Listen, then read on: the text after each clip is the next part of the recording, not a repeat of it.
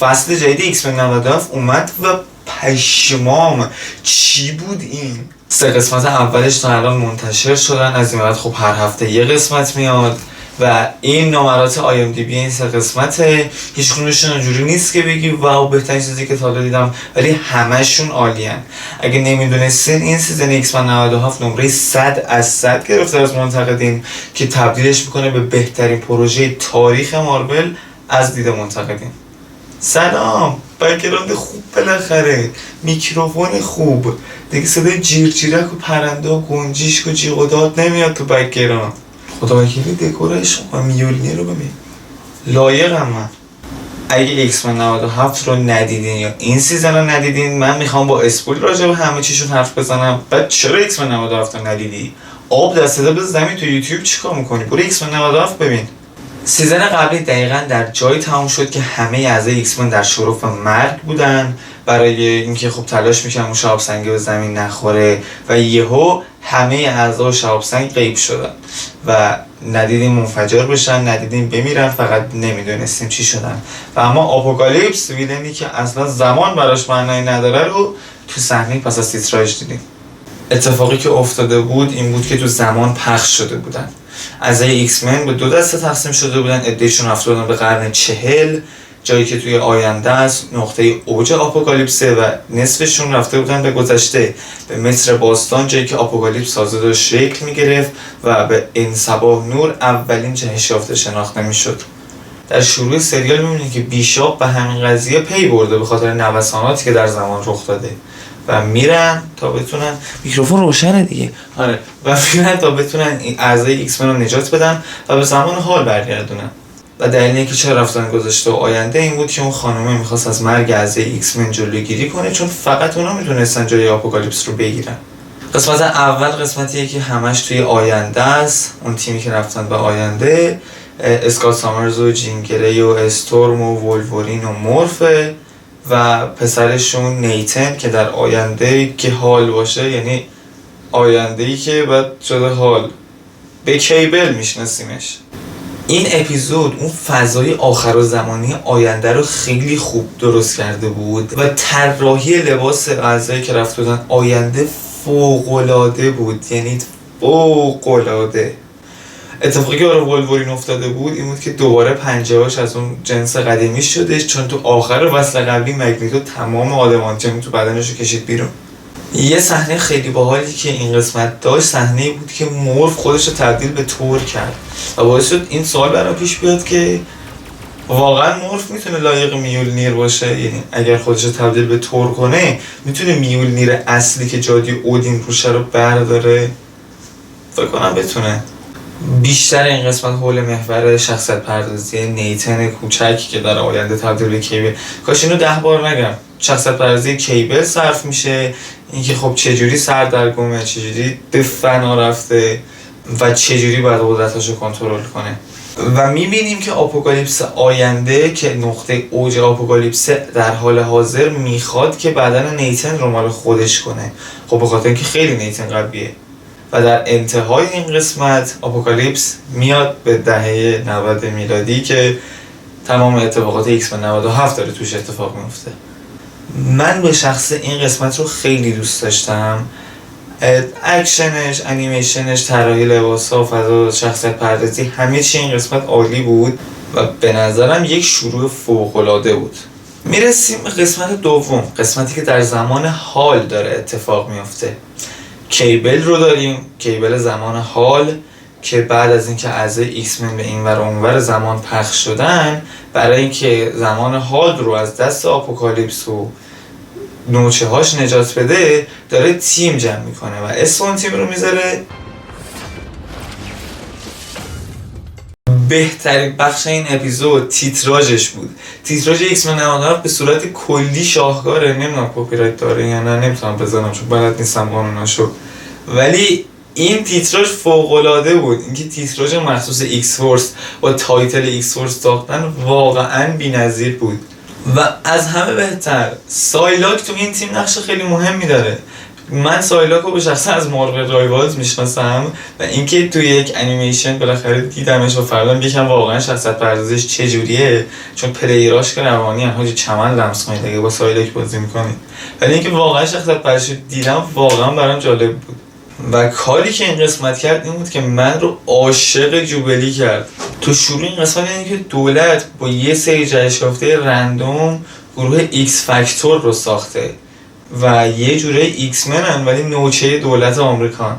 و از اون بدتر میبینیم که اینا دارن اصلا هم نوعان خودشون رو زندانی میکنن، هم نوعانی که بهشون گفته بودن نه ما آدم خوباییم فرار نکنید، بعد به اونا پناه میدادن و زندانیشون میکردن.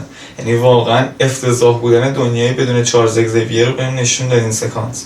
کیبل در پروسه جمع کردن تیمش میره پیش اما فراست. احساس می‌کنم بازی مارول رایوالز ذره تو تصوراتم و ذهنیتم از اما فراست تاثیر گذاشته، نمیدونم یکم نباید چیزتر باشه. اگه میدونی چی میگم میدونی چی میگم. بعد اونجا ایکس فاکتور بهشون حمله میکنه، یه درگیری کوتاهی شکل میگیره و جوبلی جا میمونه و کیبل میگه بی خیالش بیا بریم و یه جان به سایلاک کاملا گفت که آقا برو تو ذهنشو بخون. اصلا هیچ حد و مرزی که چارلز اگزیویر داره رو کیبل نداره و خب این ذات گروه ایکس فورسه. دارم میخواست خب حالا که مارول انیمیشنز محدودیتی برای استفاده از کاراکتر ایکس من نداره چند تا کاراکتر رو بیشتر ببینم. حالا شاید دیدپول نه ولی دیگه ماجیک یا کولاسوس رو یه جوری میتونستین تو داستان جا کنید، حداقل ماجیکو که حتما میتونستید. و یه جای دیگه هم که خب سایلاک کاملا با ذهن پسر بازی میکنه که نخواد بره جوبلی رو نجات بده.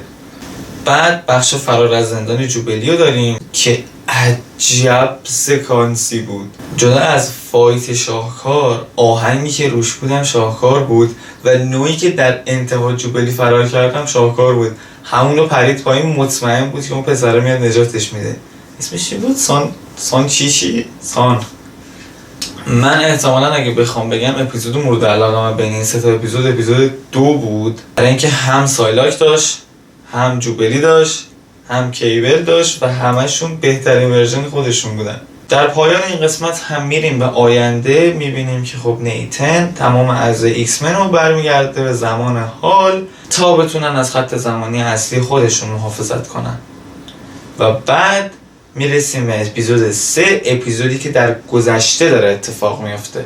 داشتم اسم اپیزودا رو میخوندم به این رسیدم و بعد با توجه به صحنه پس از تیتراژ آخر ایکس من 97 که اومد کارت گمبیت و برداشت آپوکالیپس یکم ترسیدم نکنه که آپوکالیپس بخواد دوباره گمبیت رو زنده کنه و خودش ازش استفاده کنه. به نظر میاد این کارو بکنه. اگه این کارو کرد یادتون باشه که من خیلی وقت پیش اینو گفته بودم. کانتنت کریتور مملکت رو نگاه. کلیت این اپیزود اینه که مگنتو میخواد از آپوکالیپس استفاده کنه و یه جوری شکلش بده که تبدیل به آپوکالیپس نشه، در واقع از انصباح نور استفاده کنه و اینو تغییرش بده.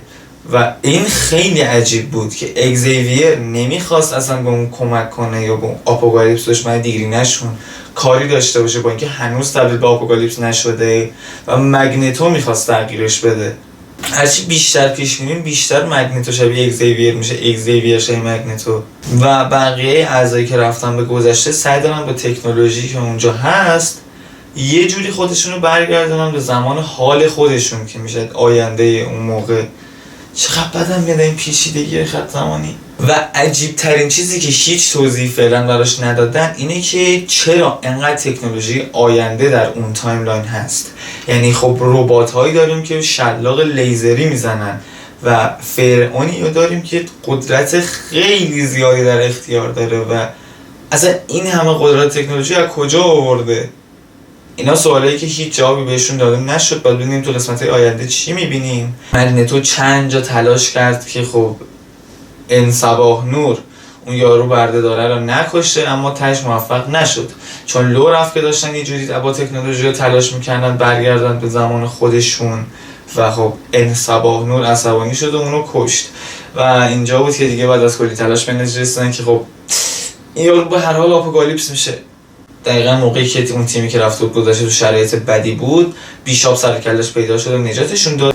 و طراحی های اپیزود هم خدا بود. یعنی واقعا تیمی که اینا رو طراحی میکنه دستشون رو ببوسید، همه پروژهاتون رو بدید دست اینا.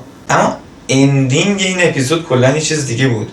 فرعون و اون تکنولوژی عجیب غریبی که داشت یهو تصمیم گرفت که یه لیزر عجیب غریبی از اون گنبدی که داشت، نمیگم گنبد، از اون گنبدی که داشت شلیک کنه به جایی که همه بودن.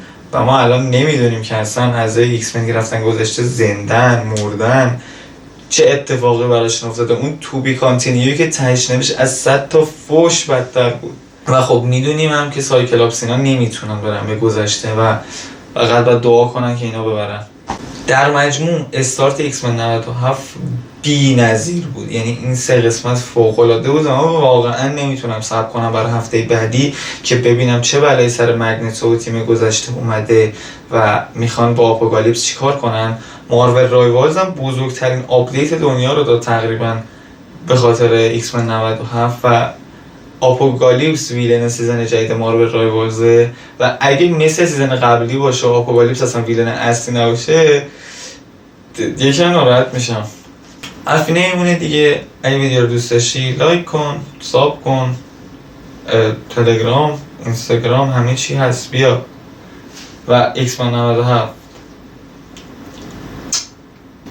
خدا وکیل آناکی رو ببین، دارس ویدر، مندلورین، گیریموژو رو ببین. نه این گیریموژو نیست، این گیریموژوه.